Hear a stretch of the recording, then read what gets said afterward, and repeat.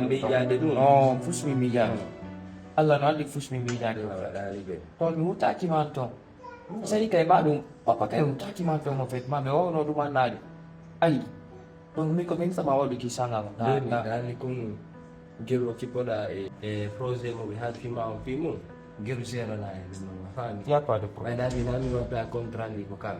ok a faami ka mi waɗay ɗum ɗo inchallah waɗu ɗum ɗon ko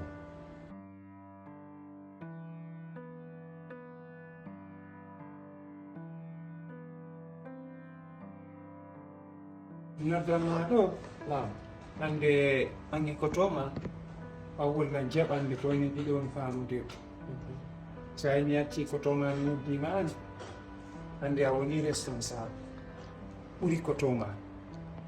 ɗum wat sin noddama sina ɗum na yewtere ma ko yewtere ma yewtere an hakkude min e ko toma e kanko e ɗiɗo depuis mi ari ɗo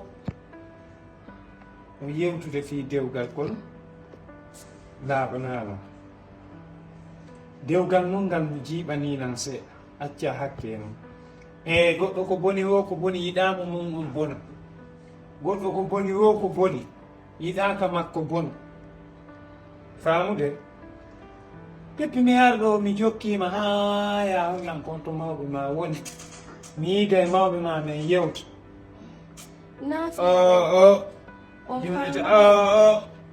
a jurnitaka taw yewtere yes ɗum falama yewtude dewgal e fijinaɗu no seedi hande rewɓeɓen fof fijayɓe ɓen fof ko ɗum ɗo yeehi ɓe nanay tun hinde dewgal ɓe jaaɓi ɓe famodirama hiɓe kam wodi maɓɓe kono an mi cukkike neygoy abdoul mi cukkike ha mi ettike mi ron ko honto mawɓe ma woni mi yiida ka ange gorkon gonɗi woni hakkudeji mo ne en miijotako goɗɗi ko abdoul so woni e defi jiwon e ronko andude fi concernant famille makko tan ɓuure tawi aɗay ko kanko mo andi no jiwon woniri noon taw tokkitoɗa golle ma yaw nani ɗo no yewtida e kono tigtiji on petite aylamni Sarlo Villa je connais Sarlo très bien acca hakkede gasay wonne e islam ok moi je suis very pour réfléchir pour je connais femme TikTok je connais homme TikTok écoute Ningoy ɓe wawi liftude rideau ko yewti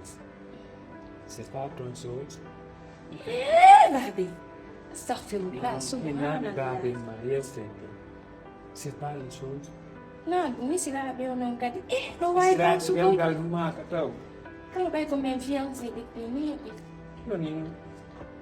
hafirno on to ɓen no ɓe feƴƴini ɓene ma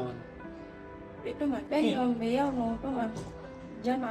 tun joni kam ima on feƴƴini o wawi biran no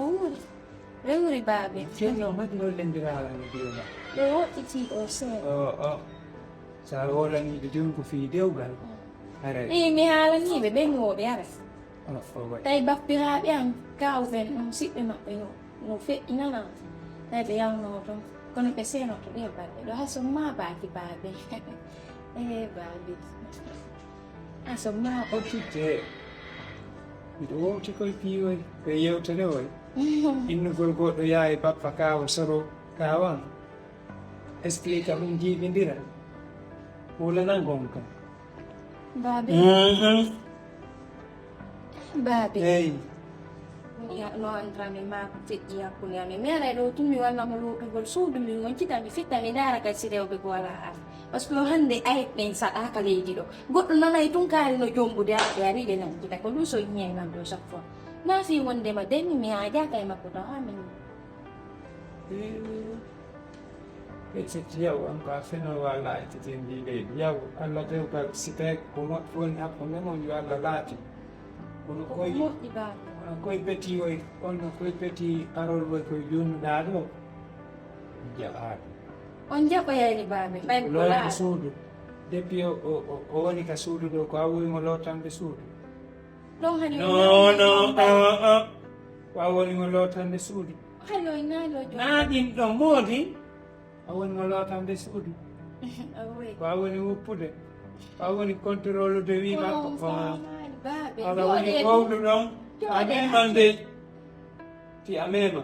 min mi wownima komi faala ɗum ko dewgal laaɓugal faala Ngalaaɓe pos ɗum ɗo han. sa yi mi yetti bakum ɗum hakkundeji men mi yetti bakum ɗum e yewti mi wonanima direct mi yewtima yewtereji gono toon fii ya laaɓanam ɓay ala jaɓude laaɓugol yo e mi en suuwi en pori en yoɓɓi en Kono koye wisiraaɓe. on bo ɓesiraɓe on bo anni on woni esiraɓe Baaɓe yaɓe bira kala e balɗe ɗo. Si Allah jami prometi yon ɗum kono ɗum dutini yo may so maɓaade.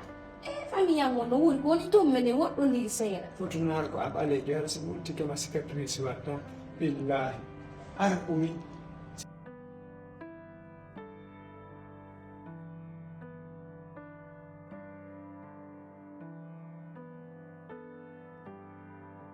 alhamdulillahi rabbil alamina ande miɗo welti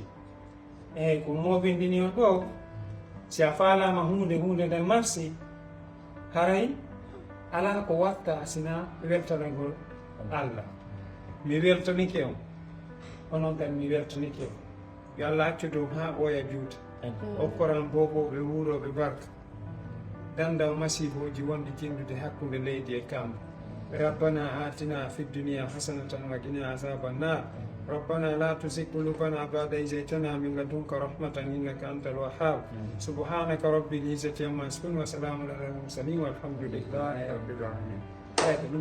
nan min on kadi en woodi komi yewta mono ɗo min kami won ɗo komi maw e nawyi anna mon on fuɗɗotomo woni hande onon ɗo ɗiɗo e ɓeɗo ɗiɗo si o yurmodiri onon sonna ɓenɗiɗo wallahi ɓeɗo ɗiɗo yurmodirat kono onon ɗo sonna ɓenɗo ɗiɗo son anidiri on bonni famille on bonni jikke hara mi yahlanaki on ha yeeso allah Baaɓe ngal. billahi non ko yewtere wonde par ce que onon ɗo ɗiɗo si modiɓe mum ɓe yii ɗon peppi ɗon famodiri ɗon yurmodiri ɓuttu e sike ko innete kon laapeeno hakkunde mum andi ɓeɗo ɗiɗo kadi famotire kono si ɓeɗo ɗiɗo no weldi an a yewta e moodi ma goɗɗum oɗo yewta moodi oɗo goɗɗum debbo no hulɓini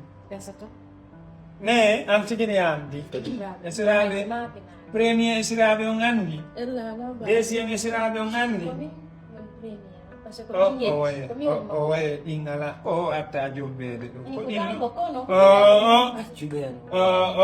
ɗon ko deuxiéme esiraɓe pilation ko a woni ka tabulo en onon tabulo de kana mbiɗon lawol a weltori baaɓe awa ayi ko ɗum non on appeltima coupe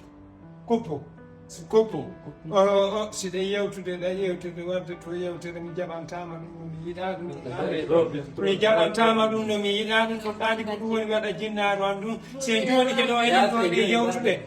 mi acci programme ji annin fof mi ari ɗo min miɗo yewtude on mi acciti komi jokkiki on fof eno sonnama eno sonna Abdoul on